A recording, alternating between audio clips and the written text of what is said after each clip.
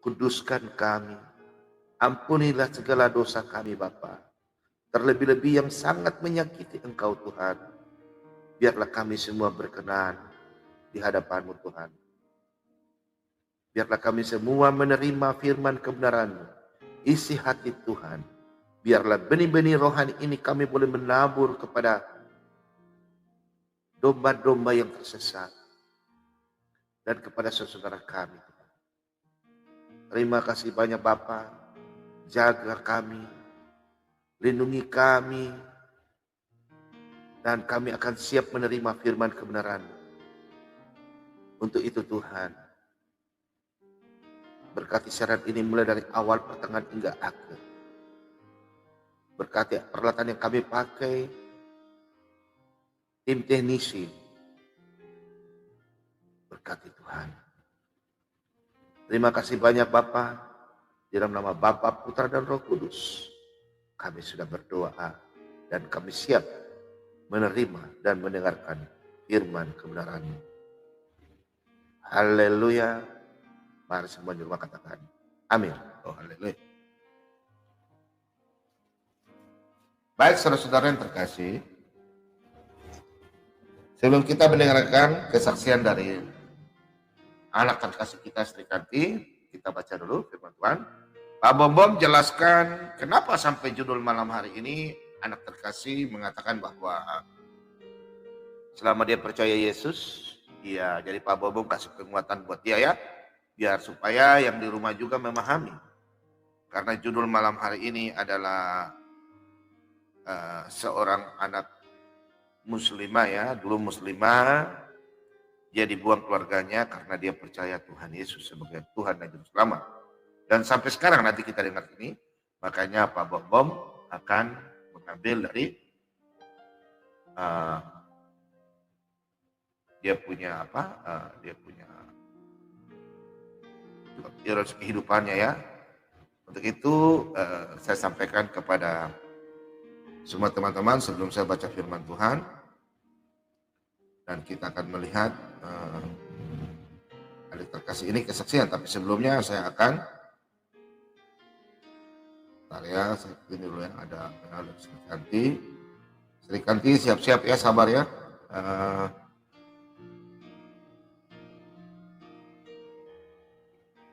Okay. Baik, kita sama-sama buka dalam Matius 10 ayat 34. Bentar ya. 10 ayat 34 hingga yang ke-37.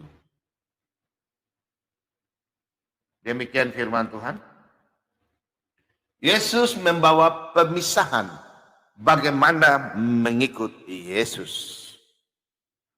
Jadi Pak Bom membawa judul, kalau dalam Alkitab biasanya firman Tuhan ini yang Pak Bom biasanya menyampaikan bahwa Raja Damai membawa pedang. Di dalam perikopnya di sini bahwa Yesus membawa pemisahan bagaimana mengikut Yesus. Dan pernah Pak Bom khotbahkan, kalau nggak salah udah lama ya, beberapa bulan lalu, yaitu Raja Damai membawa pedang. Nah, di sini jelas siapa yang mengikuti Yesus, siapa yang memikul Yesus, tetap dia akan mengalami seperti ini. Anak-anak Tuhan, kita sama-sama membaca dan Pak Bom akan membaca dan kita sama-sama mendengarkan. Biarlah anak-anak Tuhan yang baru mengenal Yesus, kita membuat mereka jadi kuat dalam Tuhan Yesus. Mari kita bersama. Kita mendengarkan firman Tuhan. Jangan kamu menyangka bahwa aku datang untuk membawa damai di atas bumi. Aku datang bukan untuk membawa damai, melainkan pedang. Sebab aku datang untuk memisahkan orang dari ayahnya, anak perempuan dari ibunya, menantu perempuan dari ibu mertuanya, dan musuh orang ialah orang-orang seisi rumahnya. Barang siapa mengasihi bapa atau ibunya lebih daripadaku, ia tidak layak bagiku. Dan barang siapa mengasihi anaknya laki-laki atau perempuan lebih daripadaku, ia tidak layak bagiku. Nah, kalau kita baca dalam sampai ayat 38, barang siapa tidak memikul salibnya dan mengikut aku, ia tidak layak bagiku. Nah, saudara-saudara yang terkasih dalam nama Tuhan kita Yesus Kristus, kalau kita baca yang di ayat yang khususnya ayat yang ke-35 dan 36. Sebab aku datang untuk memisahkan orang dari ayahnya, anak perempuan dari ibunya, menantu perempuan dari ibu mertuanya, dan musuh orang ialah orang-orang seisi rumahnya. Dan ini yang terjadi kepada saudari, dan itu sudah memang Tuhan Yesus menyampaikan. Saudara yang terkasih, kalau kita melihat di sini, jangan salah bahwa kalau kita secara harafiah, itu bukan maksudnya secara tertulis, bukan pedang yang apa? Pedang-pedang yang kita pakai ting dong dong dong dong. Nah, di dalam Roma 13 ayat yang pertama hingga keempat, pemerintah adalah wakil Tuhan di dalam dunia. Contohnya dalam Roma 13 ayat 4. Nah, di situ bahwa pemerintah membawa pedang, bukan pemerintah membawa pedang kiri kanan, tidak. Itu maksudnya adalah hukum yang berlaku, ya, secara harfiah.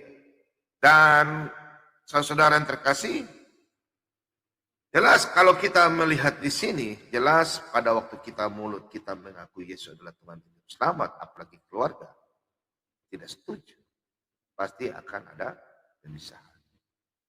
Dan saudara yang sudah berpisah, jangan takut pada waktu Anda mengaku, Anda diberkati, hari itu juga Anda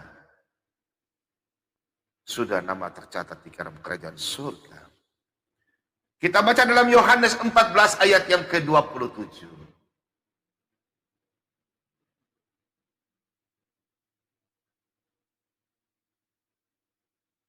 Demikian firman Tuhan. Damai sejahtera ku tinggalkan bagimu, damai sejahtera ku berikan kepadamu.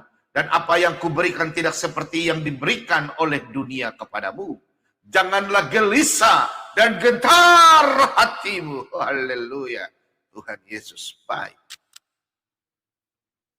Tuhan Yesus menyampaikan pada waktu Anda dimerdekakan. Dalam Yohanes 8 ayat 32. Tuhan Yesus datang ke dalam dunia. Bukan untuk dilayani. Melainkan Dia yang melayani kita semua. Amin saudara. Di dalam Matius 10 ayat yang ke-20 ayat yang ke-28. Tuhan Yesus berkata, aku datang bukan untuk dilayani. Aku datang untuk melayani Anda. Di dalam Roma 5 ayat yang pertama.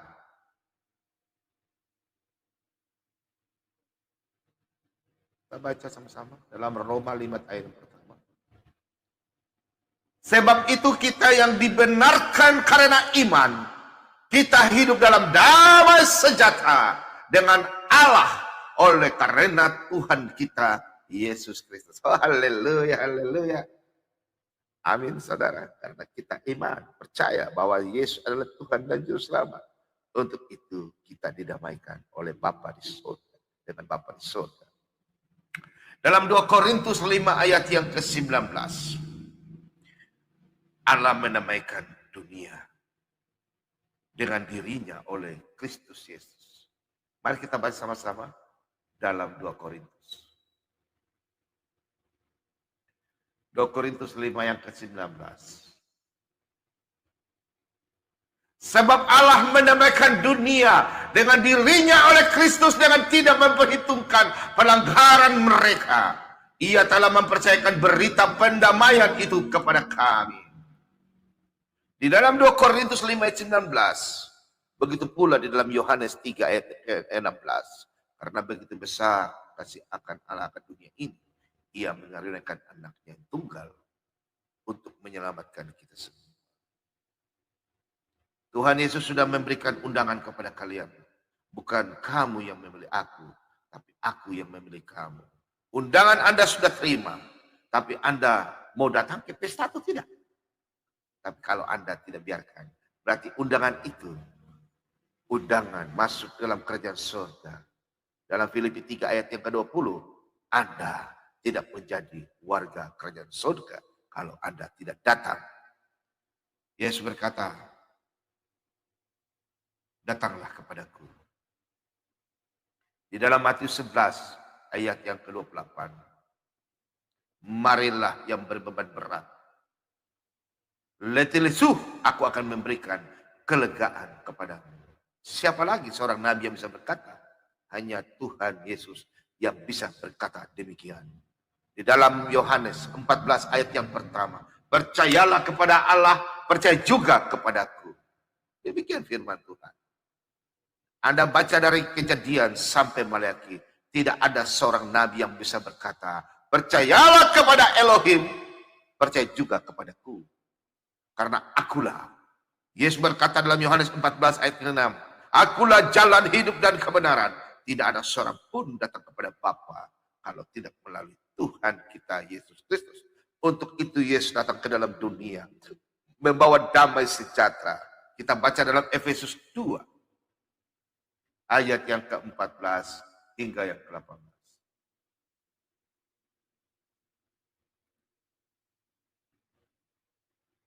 Kita coba sama-sama. Karena dialah damai sejahtera kita yang telah mempersatukan kedua pihak dan yang telah merubuhkan tembok pemisah, yaitu perseteruan. Sebab dengan matinya sebagai manusia, ia telah membatalkan hukum Taurat dengan segala perintah yang ketentuannya untuk menciptakan keduanya menjadi satu manusia baru di dalam dirinya. Dan dengan itu mengadakan damai sejahtera. Dan untuk menambahkan keduanya di dalam satu tubuh dengan Allah oleh salib, dengan melenyapkan persatuan pada salib itu. Ia datang dan memberitakan damai sejahtera kepada kamu yang jauh dan damai sejahtera kepada mereka yang dekat. Karena oleh dia kita kedua pihak dalam satu roh beroleh jalan masuk ke Bapa. Di sini anak-anak Tuhan banyak yang tidak memahami. Banyak orang dasar berang yang mempremi. Oh, Tuhan Yesus datang menghilangkan hukum Taurat. Sedangkan dalam Matius 5 ayat 17, Yesus berkata, aku datang ke dalam dunia, tidak menghilangkan satu iota pun hukum Taurat. Justru menggenapinya. Apa yang dimaksud di dalam firman Tuhan ini? Di dalam Efesus 2 ayat yang ke-15. Jawabannya, di dalam Matius 11 ayat yang ke-28 hingga yang ke-30. Marilah yang berbeban berat letih lesu, aku akan memberikan kelegaan kepadamu. Kuk yang kuberikan kepadamu ringan. Ayat yang ke-29. Di dalam hukum Taurat ada 613 hukum Taurat. 248 perintah, 365 larangan. Disitulah Anda melakukan satu hukum Taurat, satu dilakukan semuanya salah. Di dalam hukum moral law, di dalam kitab Keluaran 20 ayat yang pertama hingga yang ke-17. Di situ 10 hukum Taurat. Anda tidak melakukan satu pun, siapa bisa melakukan? Manusia pasti jatuh dalam dosa. Apalagi tambah lagi, tetap jatuh dalam dosa. Hukum Taurat akan pengenalan kita akan dosa, tapi tidak melepaskan kita dari dosa itu. Hanya Tuhan Yesus yang melepaskan kita dari dosa itu, saudara yang terkasih di dalam nama Tuhan kita Yesus Kristus. Untuk itu Yesus berkata dalam Matius 11 ayat yang ke-8 hingga ke-30. Kuk yang kuberikan ringan. Untuk itu di dalam Matius 22 ayat yang ke-37 hingga yang ke-40 sudah digenapi sesuai dalam Matius 5 ayat yang ke-17. Kasihilah Tuhan Allahmu dengan segenap hatimu, itulah hukum yang pertama. Dan hukum yang kedua yang sama dengan itu, kasihilah sesamamu manusia. Itulah hukum yang kedua yang sama dengan itu. Dan hukum yang tergantung seluruh kitab Taurat dan kitab para nabi sudah digenapi di dalam nama Tuhan kita Yesus Kristus. Saudara-saudara yang terkasih, Tuhan Yesus tidak datang ke dalam dunia menghilangkan hukum Taurat, menggenapi, meringankan hidup Anda. Karena tidak seorang pun yang bisa masuk surga dengan cara berbuat baik. Kita diselamatkan karena kasih karunia Tuhan Yesus. Di dalam Yohanes 1 ayat yang ke-14. 18, kita semua dikasihi Tuhan Yesus Kristus. Kita semua menjadi anak-anak Tuhan. Diberikan kuasa dalam Yohanes 1 ayat yang ke-12. Kita diberikan kuasa sebagai anak-anak Tuhan. Pada waktu mulut dan lidah mengakui Yesus adalah Tuhan, kita diberikan kuasa. Kita diberkati, saudara-saudara. Saudara-saudara yang terkasih dalam nama Tuhan kita Yesus Kristus.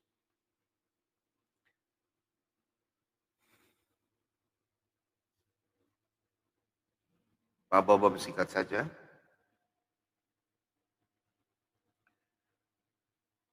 Kalau kita melihat dalam Matius 10 ayat yang ke 34 hingga 37. Kita baca dalam Yohanes 7 ayat 40. Ya, kita melihat bahwa banyak orang yang nggak memahami atau tidak memahami ayat ini. Kita perhatikan seperti yang sekarang terjadi dalam dunia ini. Banyak orang mengatakan bahwa Yesus adalah seorang nabi. Orang yang berkata, tidak pernah Yesus berkata dalam Alkitab bahwa dia adalah seorang nabi. Kita baca sama-sama ya.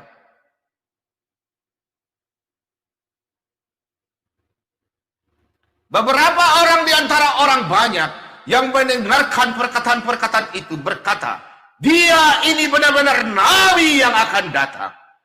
Kita baca ayat 41. Yang lain berkata, ia ini Mesias. Tetapi yang lain lagi berkata, bukan, Mesias tidak datang dari Galilea. Karena kitab suci mengatakan bahwa Mesias berasal dari keturunan Daud dan dari kampung Bethlehem, tempat Daud dahulu tinggal. Maka timbullah pertentangan di antara orang banyak karena dia. Beberapa orang di antara mereka mau menangkap dia, tetapi tidak seorang pun yang berani menyentuhnya. Ini yang terjadi. Di sebelah yang tidak mengenal, orang-orang ini mengatakan, dia, Yesus Kristus adalah seorang nabi. Sedangkan yang lain dari pihak anak-anak Tuhan yang sudah dibaptis dalam nama Bapa, Putra, dan Roh Kudus mengatakan, tidak, dialah anak Allah, Mesias, yang menebus dosa kita. Dialah anak domba Paskah. Mereka tidak memahami.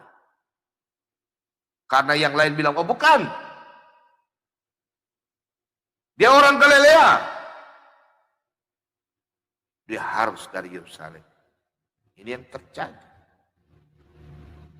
Banyak orang mengatakan, tidak pernah Yesus bilang, aku nabi. Justru dalam Matius 23, Yesus berkata, aku telah mengutus nabi. Untuk itu saudara-saudara terkasih, sebelum kita mendengarkan kesaksian dari saudara kita terkasih, kita baca dulu penguatan iman buat anak-anak Tuhan yang baru dibaptis. Dan Bapak akan baca di dalam Lukas 12 ayat 51. Lukas 12 ayat 51.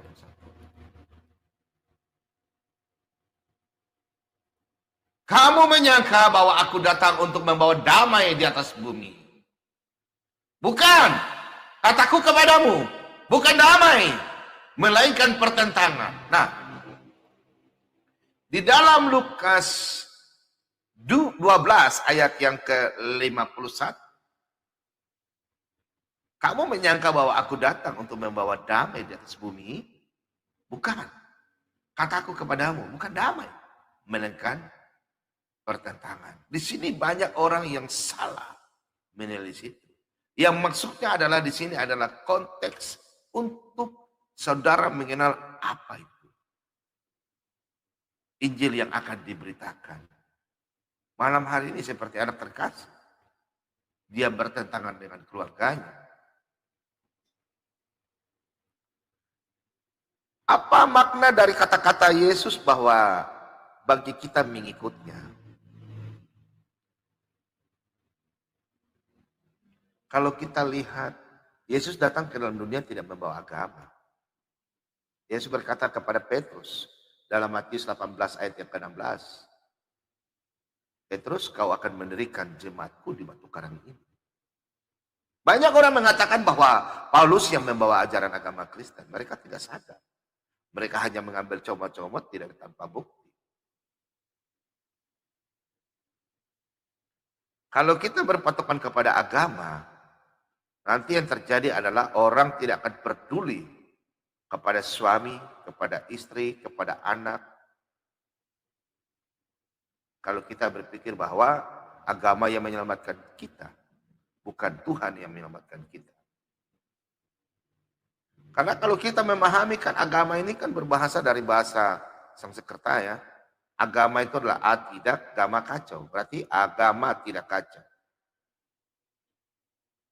Saudara-saudara yang terkasih dalam nama Tuhan kita Yesus Kristus. Yesus Kristus juga sudah menyampaikan dalam Markus 13 ayat yang ke-13. Mari kita baca. Markus 13 ayat yang ke-13. Markus 13 ayat yang ke-13.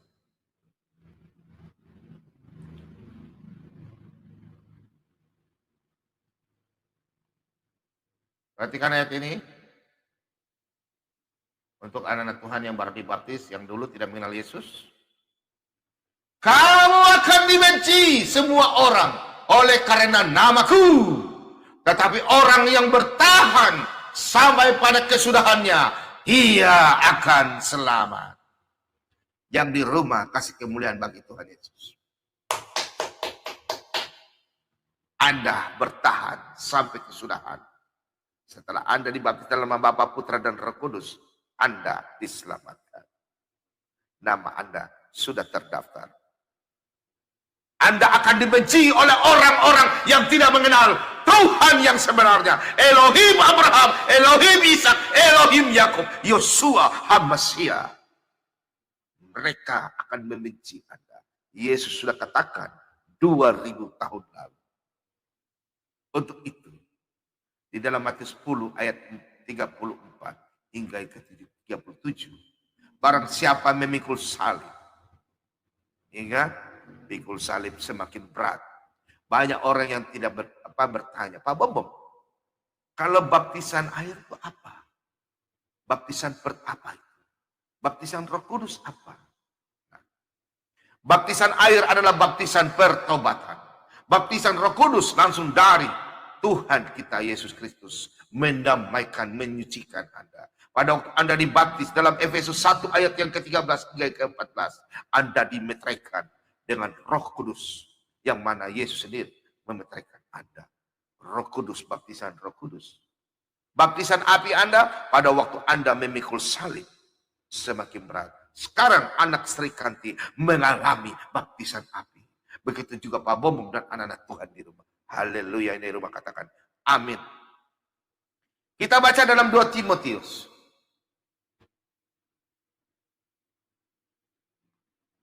Di dalam 2 Timotius. Dalam 2 Timotius 3 ayat yang ke-12. Memang setiap orang yang mau hidup beribadah di dalam Kristus Yesus akan menderita, dianiaya. Orang yang meninggalkan dulu, sekarang percaya Yesus dan beribadah. Coba kita lihat anak-anak Tuhan yang menderita sekarang, dilecehkan, dihina, dimaki, direndahkan, dipersekusi. Sudah jelas di dalam 2 Timotius 3 ayat yang ke-12. Ini sudah ditulis 2000 tahun lalu. Untuk itu Tuhan Yesus berkata, jangan gelisah hati. Jangan gelisah. Marilah yang berbeban berat, letih lesu, aku akan memberikan kelegaan kepadamu. Di sini Kristus berkata menjadi kenyataan. Dia datang bukan membawa damai, tetapi pedang. Anda dibenci sekarang karena oleh nama. Selalu ada pedang yang mengikuti kita, saudara-saudara terkasih. Tidak ada umat Kristen hidupnya tidak disuka dalam lingkungan yang tertentu. Pasti dibenci. Gereja banyak penutupan.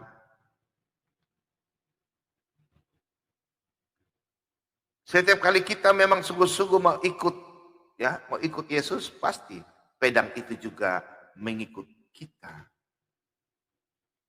Jadi anak-anak Tuhan yang baru dibaptis, yang baru mengenal Tuhan Yesus, jangan takut dan jangan gelisah. Serahkan hidupmu di dalam nama Tuhan kita Yesus Kristus. Dalam Mazmur 37 ayat yang kelima. Dan belajarlah untuk taat kepada Tuhan Yesus. Orang-orang akan membenci. Orang-orang akan membenci Anda. Khususnya anak Sri Kandi. Mereka akan membenci. Tapi percayalah, semuanya serahkan kepada Tuhan Yesus. Dan Tuhan akan bertindak. Orang-orang akan menolak, mengolok-ngolok. Orang-orang akan menghina.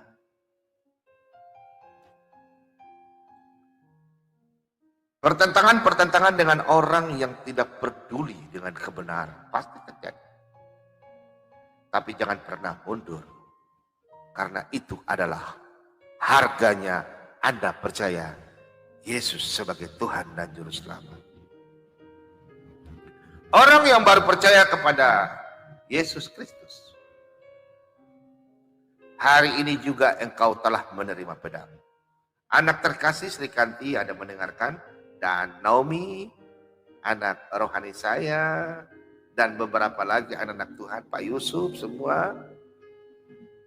Pada waktu Anda percaya Tuhan Yesus, Anda menerima pedang.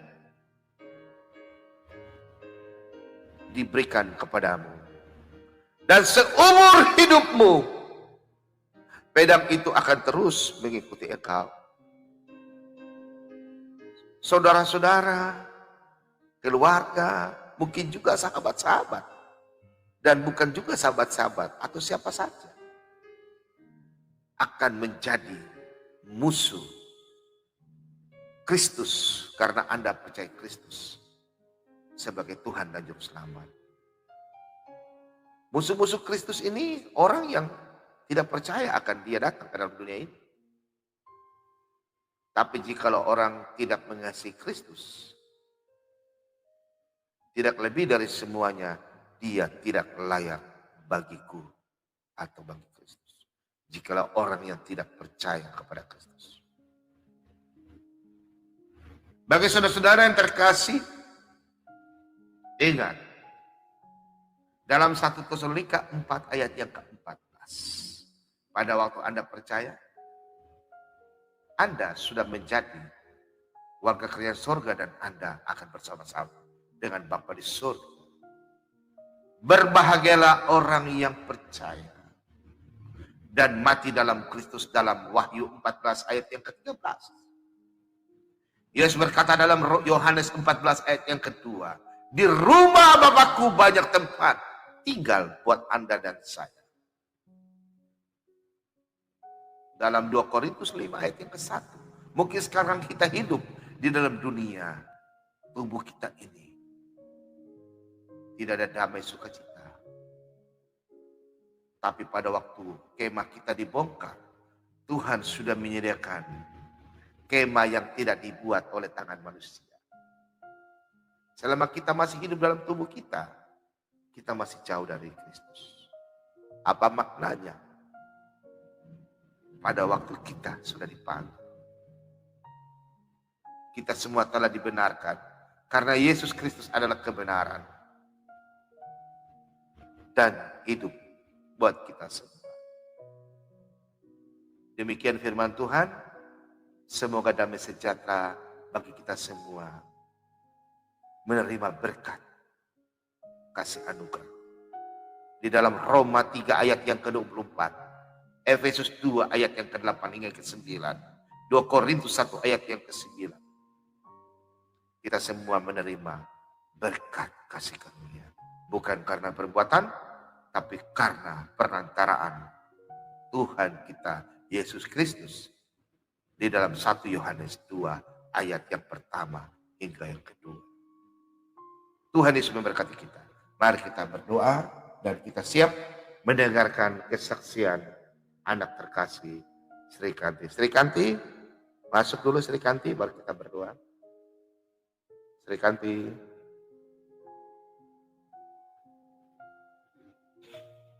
Ya, kita tunggu Sri Kanti.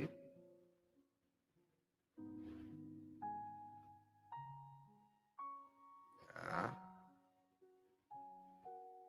Friskanti, bukan Sri Kanti, Friskanti. Pak Bau salah sebut nama ya. Ya, Friskanti. Ya, masuk nak.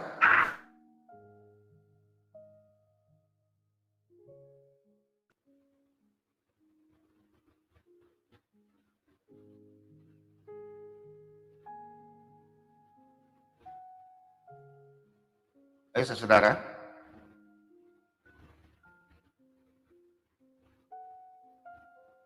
Shalom Friskanti. Ya, shalom Pak. Iya, gak apa-apa nak, open kameranya gak apa-apa ya. Sudah siap, tapi kita berdoa dulu ya. Ya. Yang mana kita sudah baca firman Tuhan, supaya nanti nak Friskanti bersaksi dalam bimbingan Roh Kudus ya. Kayak macam gak janjian kok, baju kok sama ya. Waduh. Aneh ya.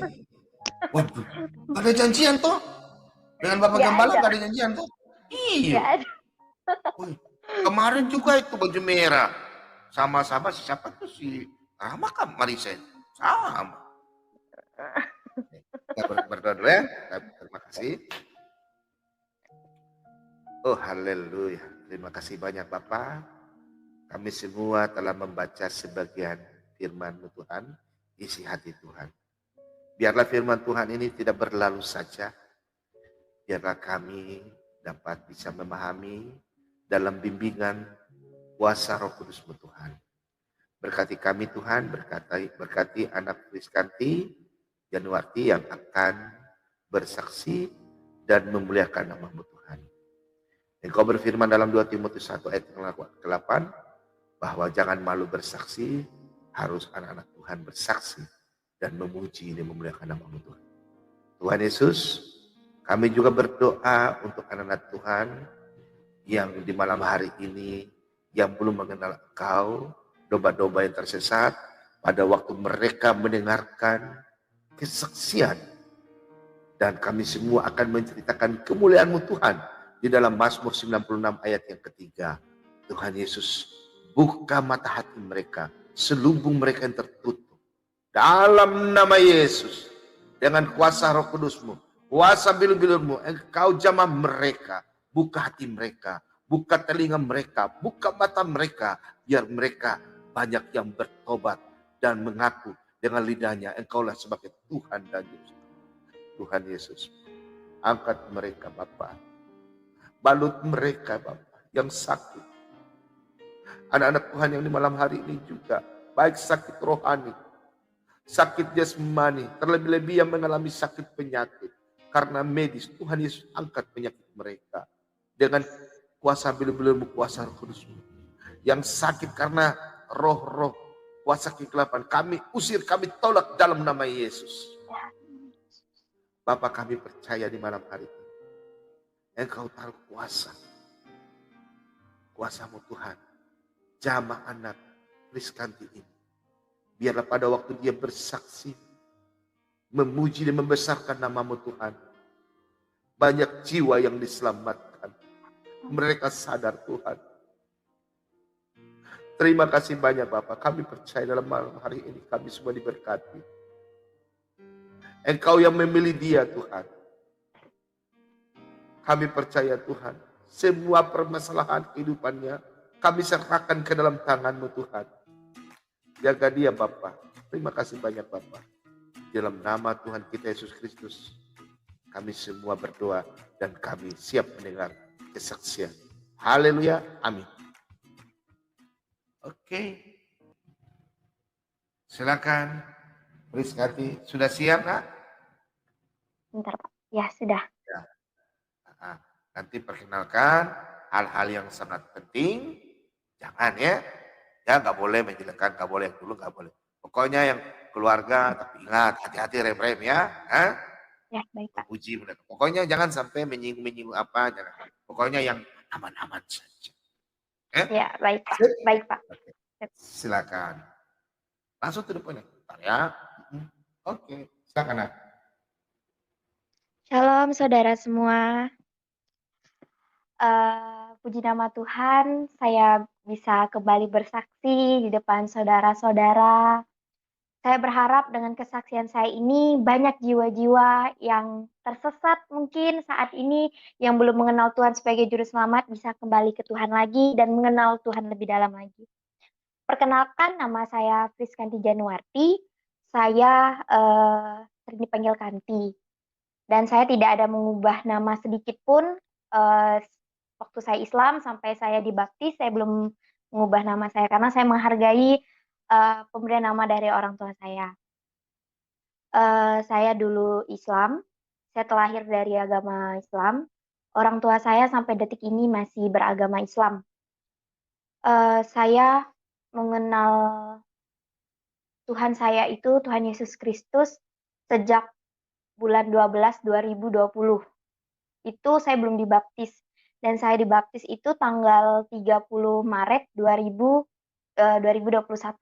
Jadi sekitaran 1 tahun yang lalu.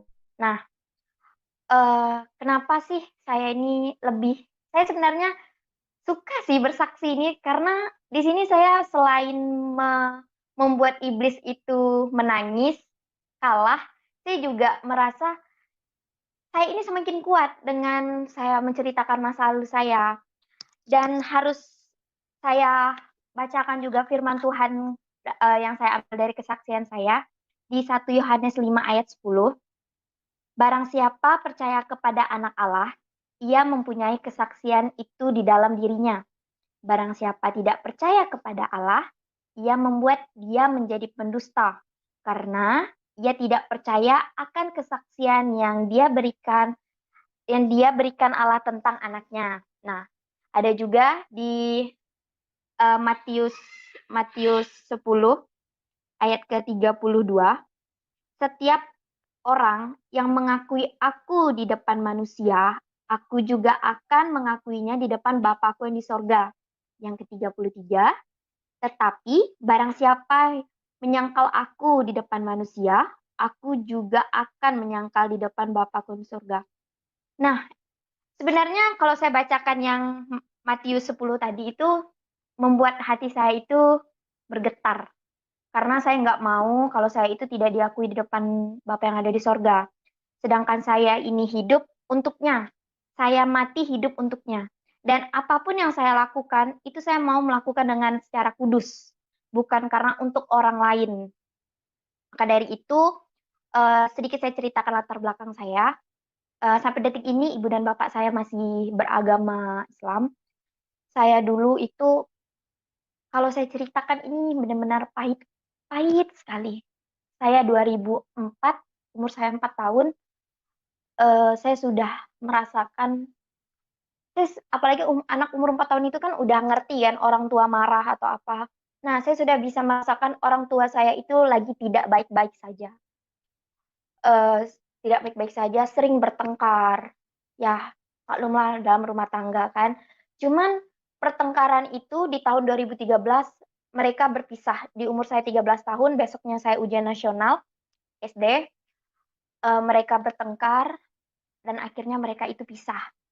Mereka pisah. Nah, itu yang membuat saya menjadi jauh lebih terpukul. Udahlah saya ini dari kecil umur 4 tahun itu saya sudah melihat orang tua saya itu bertengkar sampai mereka harus berpisah atau cerai. Saya diasuh oleh nenek saya, kami itu tinggal di satu rumah, ibu saya, nenek, dan saya itu 3 bersaudara, saya anak kedua. Saya masih punya adik, sekarang sudah lulus sekolah, kakak saya sudah menikah juga.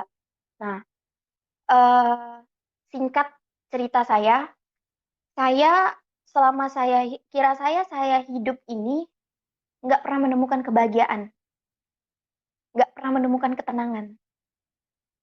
Kalau dibilang saya dari keluarga yang tidak mampu, nenek saya orang mampu, tapi bukan saya orang tidak ada apa-apanya. Nenek saya orang mampu, dia orang terpandang juga di keluarga-keluarganya.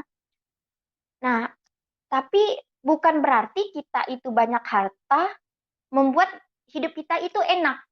Malahan jauh dari prediksi saya. Jadi saya ini malahan makin terbebani. Saya nggak mendapat ketenangan dan kedamaian pada saat itu. Saya sering sekali berdoa, ya Allah ya Tuhanku, aku pengen kedamaian ya Allah. Saya bilang seperti itu. Kedamaian yang belum pernah saya dapat. Karena saya ini untuk kasih sayang orang tua aja saya itu nggak dapat. Saya nggak lengkap mendapatkan kasih sayang seperti anak-anak yang lain.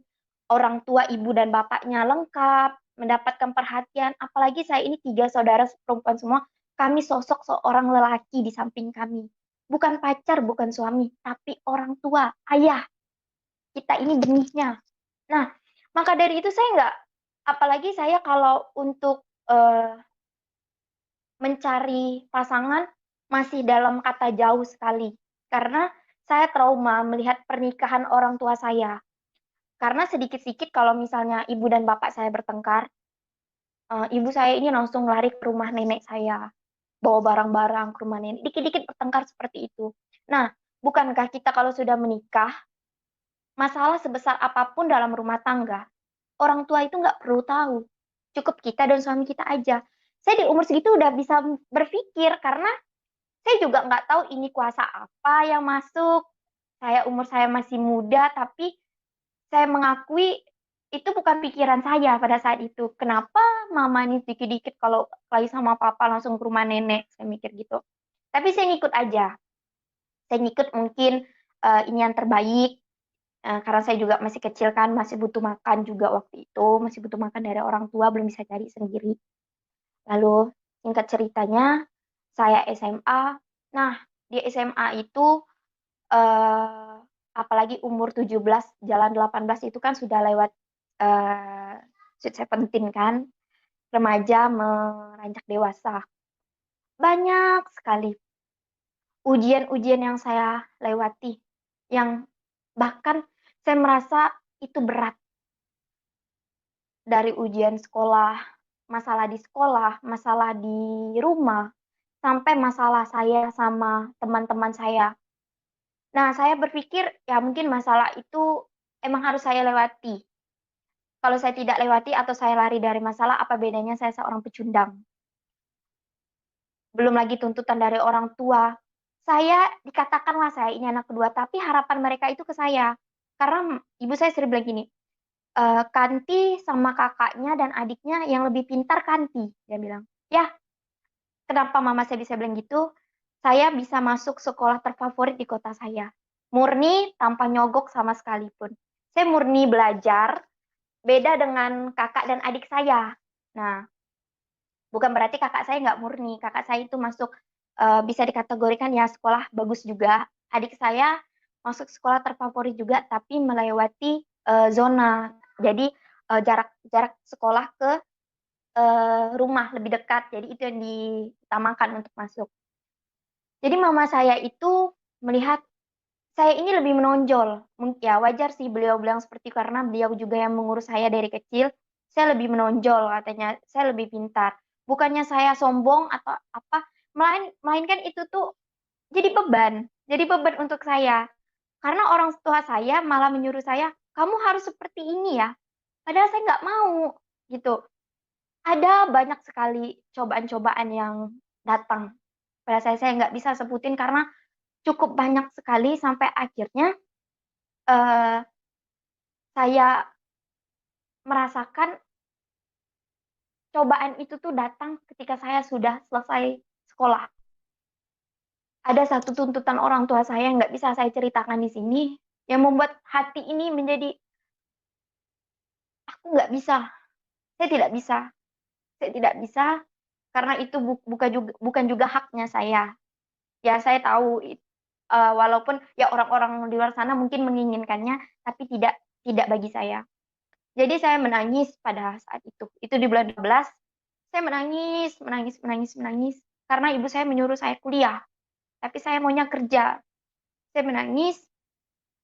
Di saat saya tertidur itu dengan air mata saya masih ada. Sebelum saya tidur saya masih sempat berdoa, "Ya Allah, ya Tuhanku, ampunkanlah dosa-dosa ibuku. Kasihilah dia Tuhan, seperti dia mengasihiku di waktu aku kecil." Itu kan membuat saya sering sekali setelah sholat, Allahumma firli wali walidayya warhamhuma kama rabbayani shaghira. Nah, itu saya sering sering sekali saya ucapkan setelah saya sholat. Walaupun ya bisa dikatakan saya itu kalau untuk mengaji aja kurang, karena semenjak saya hatam Al-Quran itu SD, setelah hatam Quran saya nggak ada buka-buka Al-Quran lagi karena saya sudah terfokus berpikir untuk kedua orang tua saya yang sudah hancur berantakan dan membuat pikiran saya itu nggak fokus untuk sekolah, untuk apa? Untuk sekolah, untuk mengaji. Sholat itu pun kata orang bisa belang-belang kambing. Nah, saya tidak mendapatkan ketenangan juga pada saat saya mendapatkan cobaan-cobaan itu. Yang saya balik lagi ketika saya tidur itu sambil menangis. Saya nggak tahu kenapa kalau tidur nangis itu enak, adem gitu. Mata saya itu rasanya adem, padahal kalau nangis itu kan panas. Seperti ada orang yang menepuk pundak kanan saya. Saya tahu itu tuh suara laki-laki. Padahal suara itu tuh yang membuat saya itu nyaman. Tapi itu bukan suara papa saya, bukan suara kakek, bukan suara siapapun. Dan suara itu tuh asing. Dan dia berkata, "Kau berhak menjadi hambaku dan kau berhak menyembahku." Nah, saya pikir, kok orang ini ngomongnya seperti ini? Bangun dari tidur saya tiba-tiba sudah pagi. Sudah pagi. Nah, saya langsung pergi kerja, siap-siap pergi kerja, prepare pergi kerja.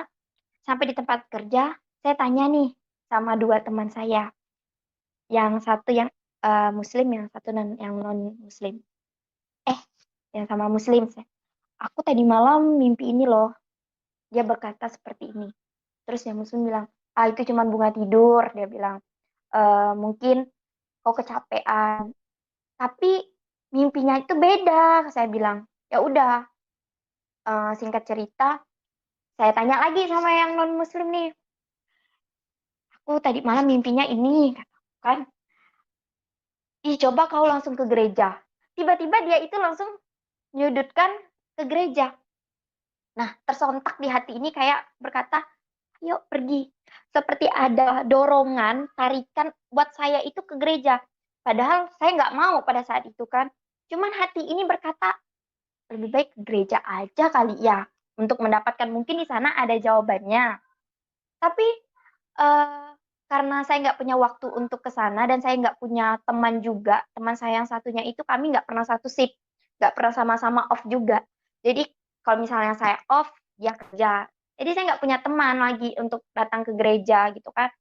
Jadi cara saya buat mencari tahunya saya buka lagu rohani.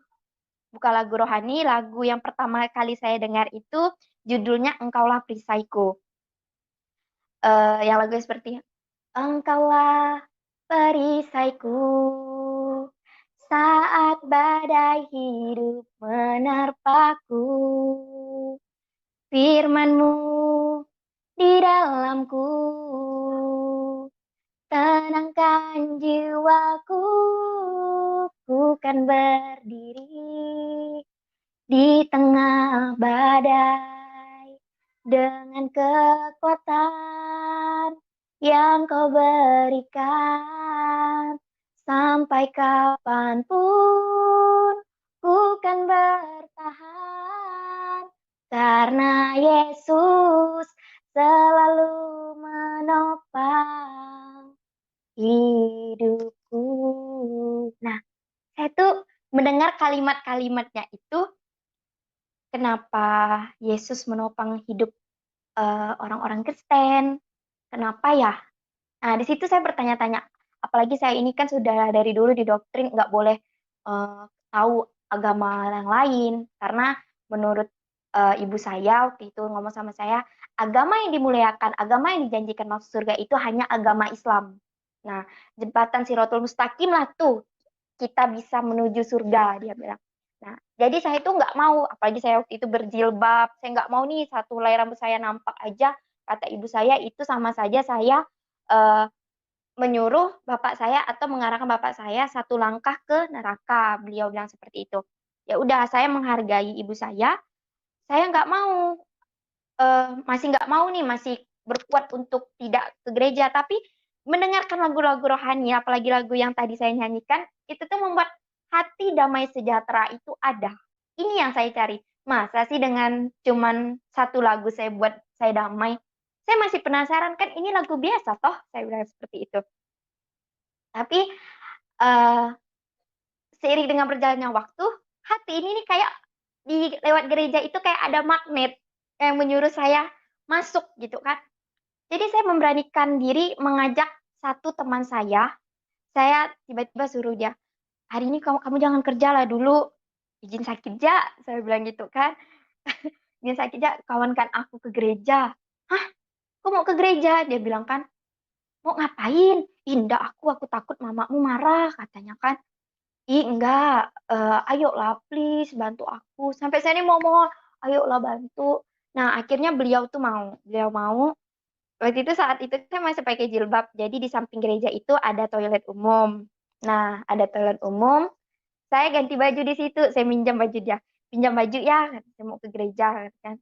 Ih, kamu nih pinjam-pinjam terus dia bilang kan. Enggak, Bapak pakai lah, dia bilang kan.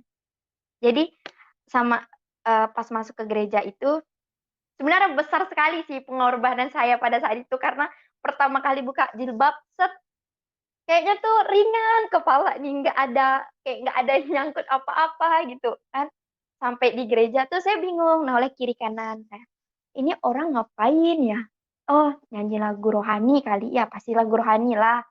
Ada yang lagi berdoa. Nah, itu saya tahu beliau lagi berdoa. Ada yang nyanyi-nyanyi. Terus pas ibadah tuh dimulai, yang WL itu, waktu itu saya bilang bukan WL, yang penyanyi depan itu menyapa, Shalom, katanya. Saya ikut lah di tangan saya silat kiri kanan, segini juga. Nah, habis itu diundang bangkit berdiri, di situ kami bernyanyi lagi. Nah, lagu yang dinyanyikan itu, padahal saya nggak pernah dengar sama sekali, cuman mulut ini dengan spontan ngikut. Padahal liriknya memang ada, cuman tuh kayaknya gampang banget. Saya sampai menangis-menangis, kayak memang nangis saya itu nangis kebahagiaan, bukan nangis yang karena menyesal, takut, melainkan Tuhan inilah kedamaian yang aku cari selama ini. Terpanggil. Padahal saat itu saya nggak ada yang mendoktrin saya untuk belajar agama Kristen, nggak ada, atau membuka Alkitab. Saya aja nggak punya Alkitab. Al-Quran aja jarang saya baca, saya pikir seperti itu. Apalagi Alkitabnya agama lain, saya mikir gitu kan.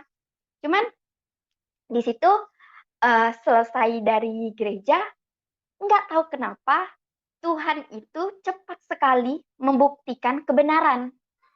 Padahal saya nggak mau pada saat itu kasih tahu mama saya atau keluarga-keluarga saya kalau saya ke gereja. Pasti mereka marah besar, saya tahu.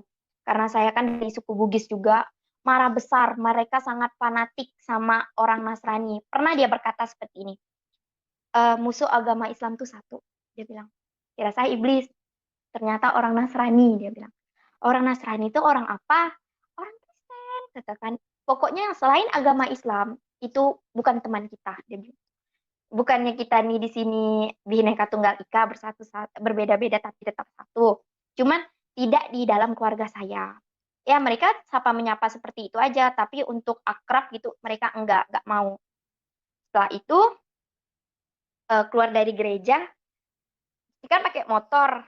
Ini gerbang gereja nih, pagarnya saya keluar, nih mobil tiba-tiba lewat. Dan itu plat KB-nya itu plat KB mobil tante saya. Yang di dalam mobil itu ada mama, ada adik, ada nenek. Wah, ramai tuh di dalam mobil. Tiba-tiba HP saya bunyi. Mama nelpon, nggak saya angkat nih. Saya suruh teman saya, ngebut lah, ngebut. Kata saya bilangnya. Saya bilang gitu, itu mobil mama aku di belakang. Saya bilang gitu kan. Eh, ngebut lah teman saya ini sampai di tempat makan karena selesai dari situ saya mau bekerja, teman saya nggak kerja tapi saya tetap kerja masuk siang kan. Eh, ibu saya ngechat seperti ini, mama saya ngechat seperti ini, Bagus. Ini saya pakai logat Pontianak aja. Bagus kok ya, katanya kan. Sampai kau buka kerudung, ini yang aku mau nih. Ini yang aku mau dari kau nih, katanya kan. Memang kau anak kafir, dia bilang gitu. Ini marah, marah dia. Karena saya tahu kalau mama saya udah chat kayak gitu, nah ini marah nih. Marahlah orang tuanya, saya bilang kayak gitu kan. Tapi saya tuh bukan makin takut, makin suka gitu kan. Kayaknya tuh nggak ada beban. Padahal sebelumnya kan saya kan merasa hidup saya tuh benar-benar pahit gitu kan. Tapi rasanya tuh senang. Oh, udah dapat kedamaian gitu kan. Rasanya tenang, masalah-masalah yang di belakang-belakang pun nggak ingat lagi. Apalagi masalah sekarang. Oh, udah ini masalah baru gitu kan. Gampang lah mujuk mama nih, nanti jelasinnya sekian-sekian-sekian gitu kan. Pulang dari pulang dari tempat kerja, saya telepon teman saya. Halo, kamu di mana? Eh, ih, mama aku datang ke rumah aku, kata dia bilang. Hah, benar lah, kata saya bilang. Ya, mama aku datang sama tante kau, kata dia bilang kan. Aduh, berdebar nih, berdebar. Nah, lupa saya tadi cerita, sebelum saya keluar dari gereja itu, saya ada ketemu sama satu ibu rohani saya. Nah, dia yang eh, menyuruh saya ikut DC. DC itu kumpulan orang-orang Kristen yang untuk bersekutu, untuk bersatu, untuk saling menguatkan. Kami biasa di situ setiap hari Jumat. Pada saat itu saya juga dipertemukan sama ibu gembala, ibu gembala. Nah, ibu gembala itu tanya latar belakang saya. Terus udah sedikit latar belakang saya ceritakan, dia langsung mendoakan, ditopang doa di atas kepala saya. Dan saya ingat doanya seperti ini. Yang terakhir saja sih saya ingat. Tutup bungkus anakmu Tuhan dengan darah Yesus. Nah, saya mikir, lah kok darah Yesus? Saya bilang gitu kan. Nah, lanjut lagi ceritanya. Pulang pulang dari tempat kerja, saya langsung ke rumah teman saya nih. Saya langsung telepon ibu rohani saya. Ibu, ini saya yang tadi di gereja. Bu, ini mama saya ada di rumah teman saya yang tadi. Kayaknya dia mau marah-marah, Bu. Nah, di situ saya takut. Gempar kan, karena kalau mama saya marah itu jarang kok di rumah orang. Pasti di rumah. Nah, kalau udah sampai ke rumah orang, saya jadi takut. Saya takut. Tapi di situ Ibu Rohani bilang gini, jangan takut. Tuhan yang menolongmu, nak. Jangan takut. Kita berdoa sama-sama ya. Nah, saya di jalan ini, saya berdoa, tapi doa saya itu bisa dikatakan eh, enggak enggak sebagus doa yang ibu ini. Saya cuman berkata seperti ini sama Tuhan. Tuhan, jika ini jalan yang benar, kasih satu pertanda Tuhan.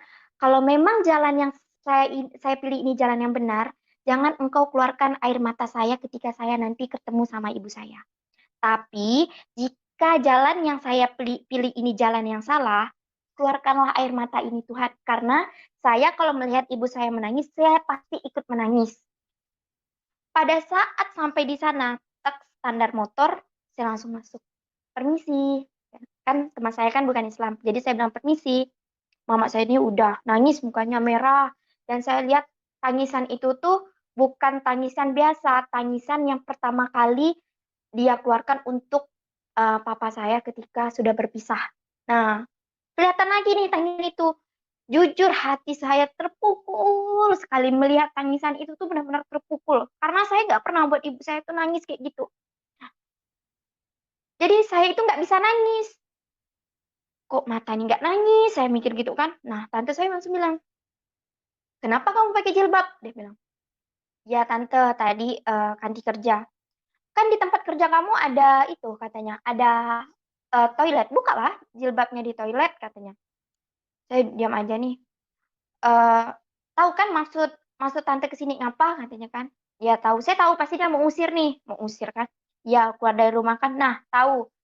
Angkut baju-baju kamu sekarang di rumah nenek, kamu keluar katanya. Malam ini juga. Ya udah dengan hati yang kuat, ini nih kayak oke, okay, saya keluar. Keluar sampai di motor tuh nggak nangis sama sekali. Malahan kayaknya tuh kayak bebas dari penjara. Kalau keluar dari rumah itu tuh kayak bebas dari penjara. Kayak senang gitu kan. Sampai akhirnya pada saat saya keluar, saya baru menangis. Di situ saya baru menangis. Seperti ada tangan yang memegang tangan saya seperti gini. Nah, seperti ini. Kayak narik saya keluar, dan di situ tuh saya tenang. Tiba-tiba tangan itu tuh lepas. Dan tangan saya pun secara spontan juga melepas. Saya mikir, apa itu ya? Lalu saya mengucapkan, ya udah, saya masa bodoh pada saat itu kan. Saya langsung mengucapkan, terima kasih Tuhan, Kau telah memberikan tanda yang aku ucapkan tadi Tuhan sebelum pergi dari sini Tuhan. Kau tidak mengeluarkan air mataku, berarti emang ini jalan yang benar. Nah, di situ saya tidak ragu-ragu lagi. Padahal saya waktu itu kan memang pada saat berdoa itu kan keadaan hati ini nggak tenang. Jadi ngomongnya itu meracau, kata orang sini tuh kayak ngomong-ngomong aja. Lalu saya langsung berpikir, berarti jalan yang saya pilih ini jalan yang benar. Karena Tuhan tidak mengeluarkan satu air mata saya pun keluar gitu, nggak mengizinkan. Nah, saya dapat itu di firman Tuhan setelah saya sudah bisa membaca Alkitab di Yesaya 41 ayat 13. Sebab aku ini Tuhan, Allahmu, memegang tangan kananmu dan berkata kepadamu, janganlah takut, akulah yang menolong engkau. Nah, di situ sebelum saya tahu isi firman Tuhan ini sudah kejadian di hidup saya sebelum saya bisa membaca Alkitab, belum menyentuh Alkitab. Sudah tertera di Yesaya 41 ayat 13. Jadi saya berpikir, berarti isi di Alkitab ini belum saya baca pun sudah kejadian duluan di hidup saya. Jadi saya tidak pernah ragu-ragu lagi, saya tidak takut. Singkat cerita, setelah itu saya diusir dari rumah. Diusir, besok paginya saya off, itu di tanggal 15 saya diusir dari rumah, lalu saya cari kos-kosan. Sedangkan saya gajian itu kan di akhir bulan tanggal 30. Jadi nggak ada uang sama sekali. Akhirnya saya minjam uang sama teman saya untuk ngekos. Sedangkan kos saya tuh 600.000 per bulan. Uang sama sekali nggak saya pegang. Saya cuma pegang uang waktu itu nggak sampai 100 ribuan. Cukup-cukup ya beli air minum lah, gitu kan. Saya cari kos yang dekat dengan rumah juga, masih satu jalan dengan rumah saya. Saya telepon bapak kosnya. Pak, boleh nggak kalau saya bayar kosnya setengah bulan dulu, karena saya gajian ini di tanggal 30. Nanti saya bayar langsung 600.000 di tanggal 1, jadi enak penghitungannya Pak. Oh boleh, kata bapak kosnya. Puji Tuhan, apa yang membuat saya ini bimbang, membuat saya khawatir itu, Tuhan kasih jalan terus untuk saya. Kasih jalan terus, jalan yang lebar untuk saya. Jadi nggak ada kendala apapun. Jadi saya merasa enteng aja. Saya ambil barang-barang saya waktu itu pakai Grab ngambilnya. Saya ambil barang-barang, karena lumayan banyak juga. Tapi saya nggak ada membawa satu harta pun yang dikasih sama ibu saya. Saya nggak ada bawa cincin emas, saya nggak ada bawa anting-anting atau kalung atau apapun. Saya cuma membawa motor saya yang saya beli sendiri. Itu keluar dari rumah, banyak sekali tanggungan saya. Motor saya masih kredit waktu itu 1.350.000, handphone masih kredit 850.000, bayar kos 600.000. Coba saudara bayangkan gimana saya itu bisa mencukupkan angka-angka itu dalam kehidupan saya selama 1 bulan. Saya aja biasa mikir, aduh, banyak sekali pengeluaranku ya. Saya mikir kayak gitu. Apakah bisa gaji saya ini nutup? Malahan gaji saya itu minus. Minus karena gaji saya UMR di sini 2.500.000. Minus. Tapi saya nggak khawatir sama sekali. Saya yakin Tuhan pasti menolong. Tuhan pasti menolong. Sesuai di dalam firman Tuhan, dalam Yohanes 15 ayat 16, bukan kamu yang memilih aku, tetapi akulah yang memilih kamu. Dan aku telah menetapkan kamu supaya kamu pergi dan menghasilkan buah. Dan buah itu tetap. Supaya apa yang minta kepada Bapa di dalam namaku, diberikannya kepadamu. Terus di dalam Yohanes 14 ayat 6, akulah jalan kebenaran dan hidup. Tidak ada seorang pun yang datang kepada Bapa kalau tidak melalui aku. Nah, saya membaca firman Tuhan ini, saya langsung terkonek dengan kehidupan saya. Tuhan tidak bakalan meninggalkan saya sendiri. Walaupun saya sendiri, saya serba kekurangan, tapi Tuhan selalu mencukupkan dengan caranya sendiri, dengan zatnya sendiri. Dan saya percaya itu. Saya alami dengan hidup saya bercerita bukan mengada-ngada karena saya sendiri yang mengalaminya. Jadi membuat saya itu semakin kuat, semakin bertambah jiwa saya, semakin kuat keimanan saya, karena di saat saya lagi kesusahan pun, saya tidak merasa susah. Hidup saya yang kurang pada saat itu, Tuhan cukupkan dengan caranya, dengan tangan Tuhan sendiri. Seiring berjalannya waktu, ada satu hari ketika saya mau pergi kerja.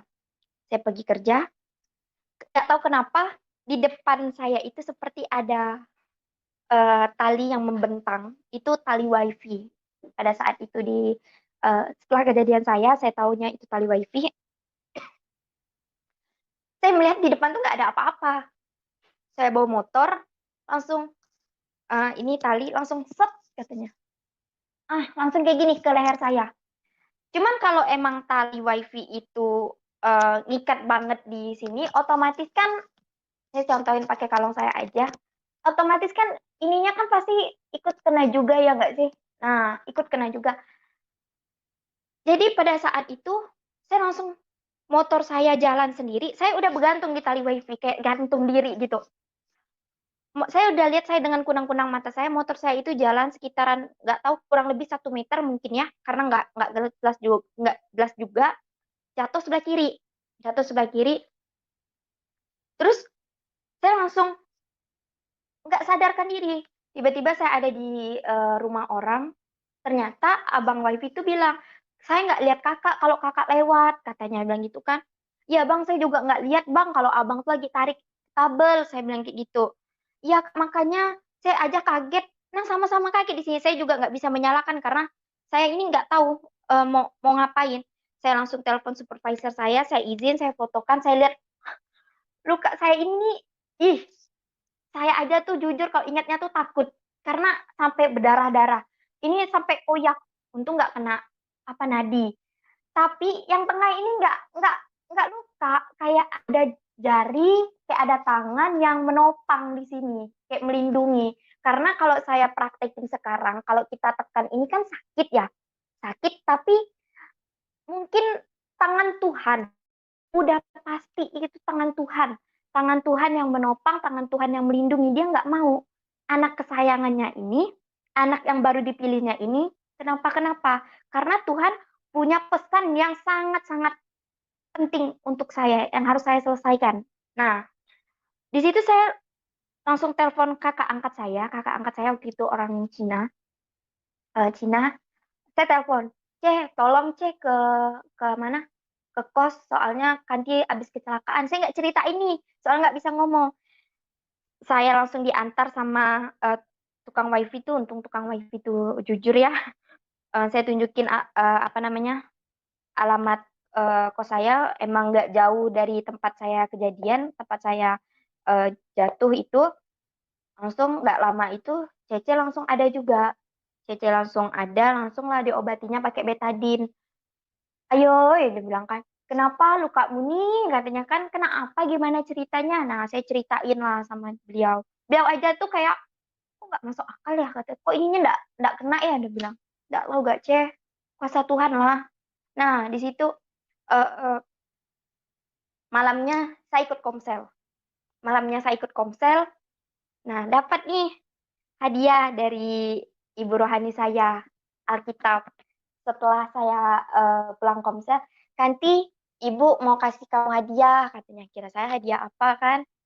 Rupanya Alkitab. Nah, ini nih, kalau menurut saya, Alkitab yang diberikan sama beliau itu lebih dari uang, lebih dari segala-galanya. Karena emang ini yang mau saya baca. Emang ini yang saya penasaran isi dalam ini nih apa. Karena saya lihat seperti kamus gitu kan, kalau saya lihat sekilas. Jadi pulang dari komsel, malamnya itu pulang dari komsel, luka ini nih makin tambah panas. Kayak ada korek api yang membakar di sininya. Kayak dikelilingi korek api gitu.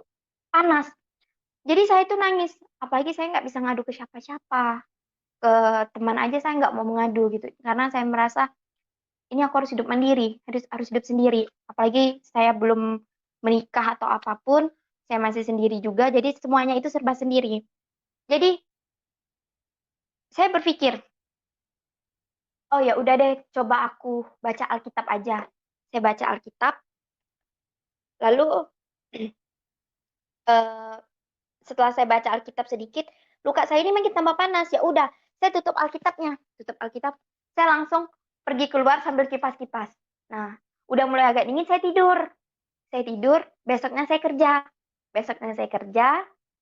eh, nah, ada satu anak di tempat kerja saya itu, dia anak baru. Kan saya kan off waktu itu kan. Ada anak baru, eh, tiba-tiba anak baru itu nyamperin saya. Tapi teman-teman saya ini udah berdiri di sekeliling-keliling saya ini. Nanyain kenapa gini-gini bisa kejadiannya. Soalnya katanya dari supervisor bilang cuman kecelakaan, nggak tahu cerita kronologisnya gimana, dia bilang. Nah, saya ceritain, nggak lama ada anak baru itu nyamperin saya. Aku boleh lihat nggak luka kamu? Tanpa dia harus perkenalan dulu dengan saya. Boleh Kak? Nah, saya liatin. Nah, tiba-tiba nangis. Beliau itu tiba-tiba nangis sambil nunjuk ke leher saya. Dan dia bilang kayak gini, ini luka bukan sembarang luka, sambil nangis. Ini luka karena pekerjaan keluarga kamu. Dan saat ini keluarga kamu sedang bekerja, dia bilang. Terus itu sontak di hati saya langsung. Di otak saya juga connect. Oh, jangan-jangan ini diguna-guna sama nenek, sama mama. Karena keluarga saya itu, kalau saya boleh jujur, mereka eh, masih apa percaya dengan hal-hal yang mistis bisa disebut dengan okultisme, di mana okultisme itu kepercayaan terhadap hal-hal yang sihir seperti dukun. Nah, yang intinya yang jahat lah. Jadi di situ saya langsung berpikir seperti ini. Kok bisa nenek ini kayak gini ya? Tapi saya masih nggak mau berprasangka langsung mau nelpon atau marah-marah. Saya nggak mau karena kalau dalam Islam bilang tuh seuzon, takut seuzon. Nah, lalu pulang dari tempat kerja, ini luka ini makin tambah panas dia. Jadi saya kipas-kipas terus nih kipas-kipas. Saya langsung baca Alkitab lagi karena saya takut nih omongan kakak-kakak yang tadi ini bilang eh, terjadi benar-benar di dalam hidup saya. Jadi saya baca Alkitab. Waktu itu saya baca Alkitab sampai di Kejadian sampai ayat ke-9. Pada saat saya pas nih lampunya kayak gini lampu. Jadi sebelah sini ini gelap, sebelah sini gelap, sebelah kiri saya gelap. Jadi ada lampu cuma di sebelah kanan. Tiba-tiba pada saat saya baca Alkitab, seperti ada cahaya yang menyentari saya atau mengarah kepada Alkitab ini dan seperti ada orang yang menghembus telinga saya sebelah kiri. Kayak dihembusnya. Begitunya. Jadi nih rambut nih kayak terbang gitu. Terbang. Kayak emang kita niup gitu, niup lilin.